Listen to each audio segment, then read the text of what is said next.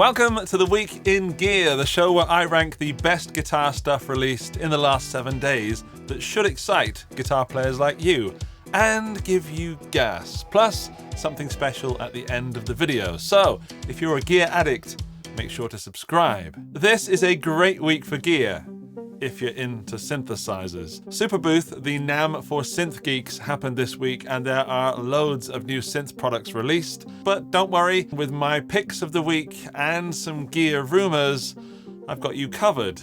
Just like this week's sponsor has you covered, Pedal Train.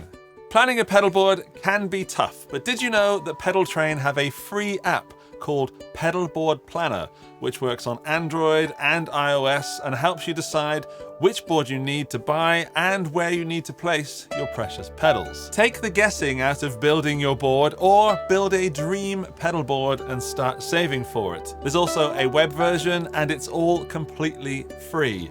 Check it out at pedalboardplanner.com. There's a clickable link in the video description. First up this week, the Super AT Mod. Now, the Super Fat Mod, Robert Keeley's take on the Boss Blues driver, has been around for a few years. But now in a collaboration with Andy Timmons, we have the Keeley Super AT Mod. At its heart, it's still a 3-knob blues drive pedal with tone, volume, and gain, but instead of flat and fat modes like the original, this one has fat and AT, or AT modes, AT being Andy Timmons. Now, I don't know much about this pedal as it's not been officially released at this point of recording, but with the original Super Fat Mod coming in at around $150, I hope this one doesn't sway too far above that. Also, is this not the best looking pedal you've seen for a while? That artwork just oozes class. Onto something new from Fender. They've released the Steve Lacy People Pleaser Stratocaster. Now, I feel a bit stupid, but I had to look up Steve Lacy as I hadn't heard of him and not known who he was until this signature guitar release. On first glance, it looks like a standard Strat, but let's look at the specs. It's got an older body with a Chaos Burst finish, check. Deep C neck profile, okay, now you've got me interested. A 9.5-inch radius maple fretboard with white pearl dots and custom dice inlay at the 12th fret. Player plus noiseless Strat pickups, which scream Mexican built, and a custom voiced Steve Lacy Chaos fuzz circuit. This has a built-in fuzz! Okay. It's built in Mexico, comes with a hard case with a green fluffy interior, and will set you back around $1,400. Local currency and up-to-date pricing via the links in the video description, of course. Now, this is interesting. I love the way Fender have used the S1 style switch on the lower tone knob to activate the fuzz, but I don't see any compartment for battery. And I wonder if it's some kind of diode-based fuzz thing that doesn't need a battery, or if there's some other kind of Fendery magic going on. I would love to know, and if you know, let me know in the comments. I think this guitar being so close to a regular Strat could please a lot of people that want something with a little bit extra. The price is about right for a Mexican Strat artist model, but that could be prohibitively high for people that, like me, don't actually know who the artist is. But if I saw one of these for under about $1,000 used, I would definitely give this a look. I really want to hold on to that neck and try that inbuilt fuzz. In at number 2 this week, the John Mayer Silver Sky has an update. The Silver Sky came out 5 years ago. Yeah, 5.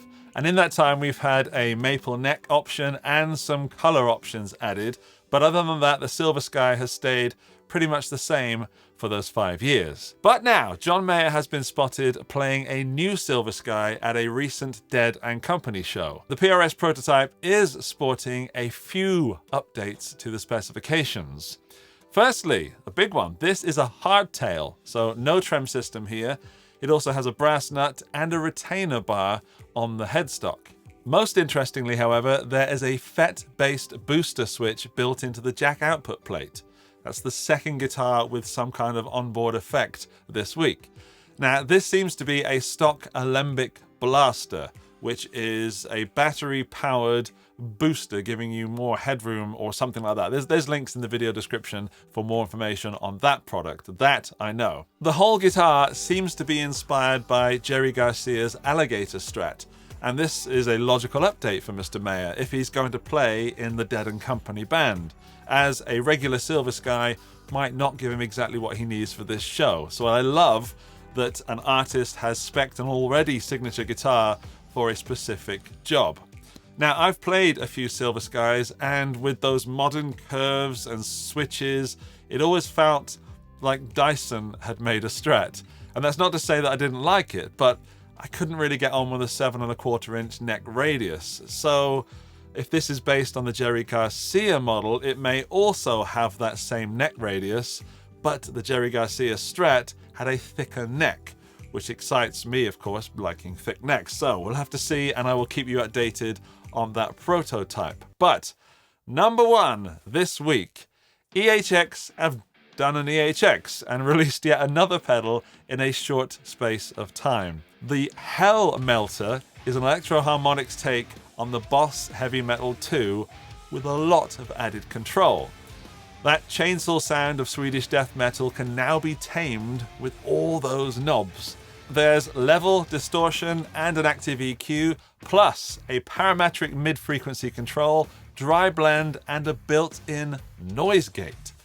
The Hell Melter has two modes, the softly named Normal and the higher gain Burn mode.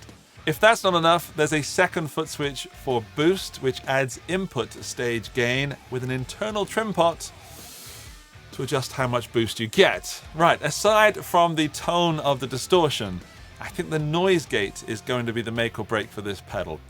It has to sound good, of course, but if the gate works well, it could make a lot of sense for players looking for a high gain solution. I'll also forgive the internal trim pot in this case, as the boost level is one of the few settings that can be left alone most of the time.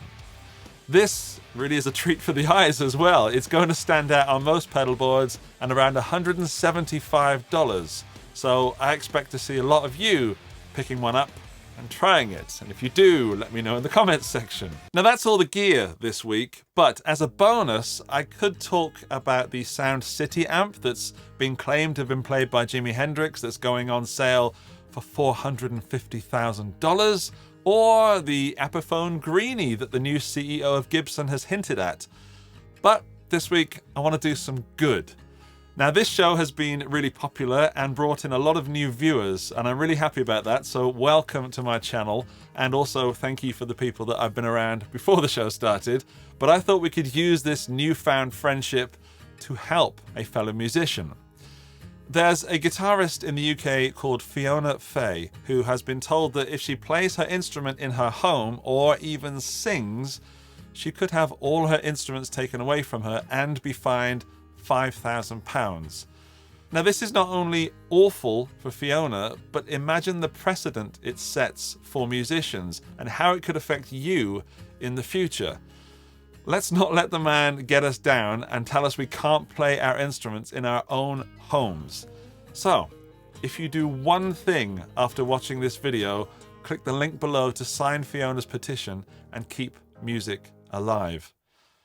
If you do two things after watching this video, maybe consider subscribing to the channel, and I will see you in the next one. But do sign that petition. Bye bye.